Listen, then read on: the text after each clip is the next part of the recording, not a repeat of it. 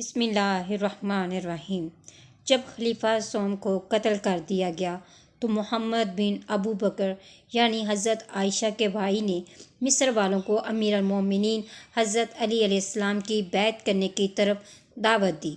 اور خلیفہ سوم کی طرف سے مصر میں متعین گورنر عبداللہ ابن ابی سرح کو نکال دیا اور لوگوں کو نماز پڑھائی۔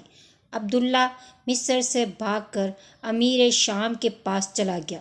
اور امیر المومنین حضرت علی علیہ السلام نے قیس بن سعد بن عبادہ کو مصر کا گورنر منتخب کیا اور تمام اہلی یعنی مصر نے امیر المومنین حضرت علی علیہ السلام کی بیعت کی، سوائے ایک قریے کے جو نہایت ہی ظالم تھا اور ان پر خلیفہ سوم کا قتل بہت گراں گزرا تھا، لیکن قیس نے ان سے صلح کی اور جنگ نہیں کی۔ مسلمہ بن مخلد بن سامت انصاری نے لوگوں کو خلیفہ سوم کے خون کا بدلہ لینے کے بہانے ورگلانا اور اکسانا شروع کر دیا،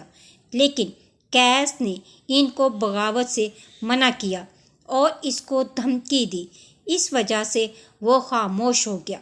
لیکن ان کی یہ خاموشی صرف وقتی تھی اور بے بسی کی وجہ سے تھی۔ جب امیر المومنین حضرت علی علیہ السلام صفین کی طرف چلے تو آپ نے سعد کو معزول کیا اور ان کی جگہ پر محمد بن ابو بکر کو بحیثیت گورنر منتخب کیا۔ جیسے ان بیعت سے انکار کرنے والے گستاخوں تک یہ خبر پہنچی کہ قیس کو معزول کیا گیا ہے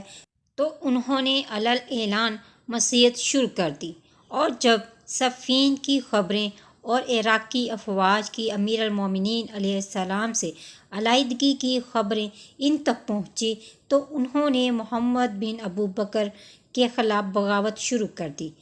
جب امیر المومنین حضرت علی علیہ السلام نے ان کی طرف ایک شخص کو بھیجا تو انہوں نے اس کو ظلم و ستم کے ساتھ قتل کر دیا۔ جب دوسری مرتبہ بھی کسی کو بھیجا تو اس کو نہایت بے دردی سے قتل کیا۔ عثمانیوں نے امیر المومنین حضرت علی علیہ السلام کے خلاف علانیہ طور پر بغاوت اور سرکشی شروع کی۔ بالخصوص معاویہ بن حدیج السکسکی نے خلیفہ سوم کے خون کا بدلہ لینے کا مطالبہ کر دیا تو بہت سارے مصریوں نے اس کی دعوت کو قبول کیا۔ یوں مصر والوں نے محمد بن ابو بکر کے خلاف فساد برپا کر دیا۔ جب مصر والوں کی طرف سے کی جانے والی بغاوت کی خبر امیر المومنین علیہ السلام تک پہنچی تو آپ نے فرمایا، مصر کے لیے مالک اشتر ہی سزاوار ہیں، اور صفین سے واپسی پر امیر المومنین نے مالک اشتر کو اپنے معمولات کی بجا آوری کے لیے جزیرہ کی طرف بھیجا اور قیس بن سعد سے فرمایا، حکومتی امور کو نپٹانے تک آپ میری سپاہ کے ساتھ میرے پاس رہیے، پھر میں آپ کو آذربائیجان کی طرف بھیجوں گا۔ قیس امیر المومنین حضرت علی علیہ السلام کی سپاہ رہے۔ جب حکومت کے مسائل سے فارغ ہو گئے تو مالک اشتر کو مصر کی طرف بھیجا، لیکن مصر پہنچنے سے پہلے دشمنوں نے مالک اشتر کو راستے میں ہی زہر دے کر شہید کر دیا۔ مالک اشتر کی شہادت کے بعد بھی امیر شام کے امیر المومنین علیہ السلام کے خلاف سازشیں کم نہ ہونے پائیں، بلکہ روز بروز بڑھتی رہیں، اور اس نے مصر کے لیے عمرو العاص کو اپنا نمائندہ بنا کر بھیجا، اور جب یہ مصر کے اطراف میں پہنچا تو عثمانیہ اس کے ساتھ ہوتے گئے، اور محمد بن ابو بکر نے اس تمام تر صورتحال سے امیر المومنین حضرت علی علیہ السلام کو آگاہ کرنے کے لیے خط لکھا اور مدد کے لیے مزید فوج طلب کی، تو امیر المومنین علیہ السلام نے محمد کو جوابی خط لکھا جس میں آپ نے فرمایا، اپنے قریہ کو محفوظ بنائیں، اپنے پیروکاروں کو اپنے ساتھ ملائیں، اپنے لشکر میں موجود بہادروں کو جوش و جذبہ دلائیں، کنانہ بن بشر کی قوم کو دعوت دیں، کیونکہ کنانہ بہادری، سمجھداری اور جنگی تجربے میں شہرت رکھتے ہیں۔ محمد بن ابو بکر نے آپ کی باتوں پر عمل کرتے ہوئے اپنے ساتھیوں کو جمع کیا اور ان سے مخاطب ہو کر عرض کیا، اس قوم نے حرمت کو پامال کر دیا ہے، ضلالت و گمراہی کو تقویت پہنچائی ہے، فتنہ فساد کی آگ بھڑکائی ہے، ظلم و ستم کا بازار گرم کر رکھی ہے، جبر و استبدال کو لوگوں پر مسلط کر دیا ہے۔ تمہارے خلاف دشمنی کو انہوں نے اپنے لیے ضروری سمجھا ہوا ہے اور تمہاری طرف اپنے لشکر کو روانہ کر دیا ہے۔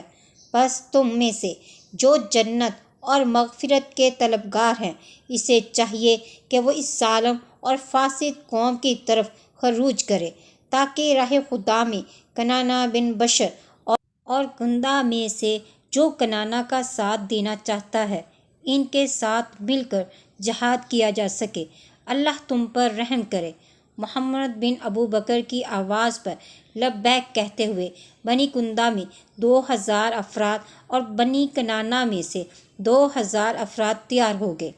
معاویہ بن حدیج الگندی نے عثمانیوں کا ایک بڑا لشکر کو اپنے ساتھ ملا کر عمرو عاص کے باقی لشکر کے ساتھ مل گیا اور انہوں نے بنی کنانہ کے خلاف ایک ساتھ ہو کر حملہ کر دیا،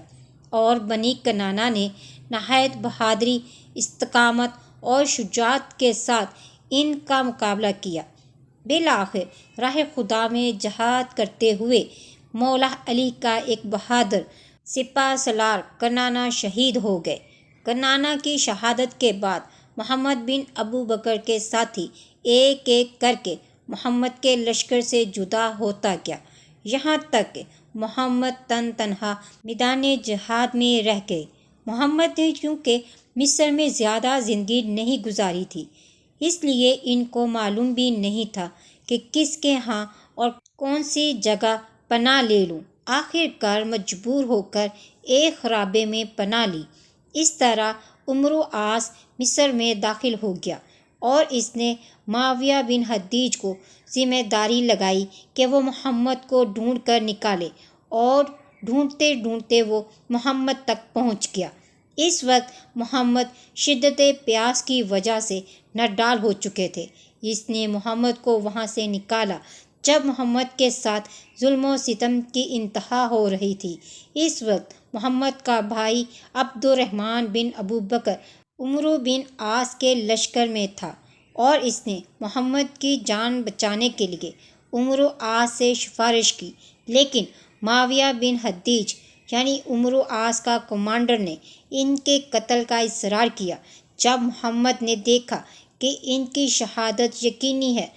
تو انہوں نے پانی کے ایک قطرے کا سوال کیا، تو معاویہ نے کہا، اگر میں تجھے ایک قطرہ پلاؤں تو اللہ مجھے کبھی ایک قطرہ پانی نہ پلائے۔ اس طرح محمد کو شدت پیاس کی حالت میں شہید کیا گیا۔ شہادت کے بعد ان کی میت کو ایک مردہ گدھے کی کھال میں ڈال کر جلایا گیا، اور مدینہ میں ام حبیبہ جو کہ معاویہ کی بہن تھی، اس نے جشن منایا اور بکرا ذبح کروا کر اس کا گوشت بھون کر حضرت عائشہ صدیقہ کو تحفے کے طور پر بھیجا اور کہا، مصر میں تمہارے بھائی کو ایسے ہی بھونا گیا ہے۔ ناظرین، اس واقعے کے بعد حضرت عائشہ انتہائی غمزدہ رہیں اور تاحیات گوشت نہ کھایا۔ ناظرین، انفارمیشن اچھی لگی ہو تو میری ویڈیو کو لائک اور چینل کو سبسکرائب کریں۔ ملتے ہیں نیکسٹ ویڈیو میں۔ فی امان اللہ۔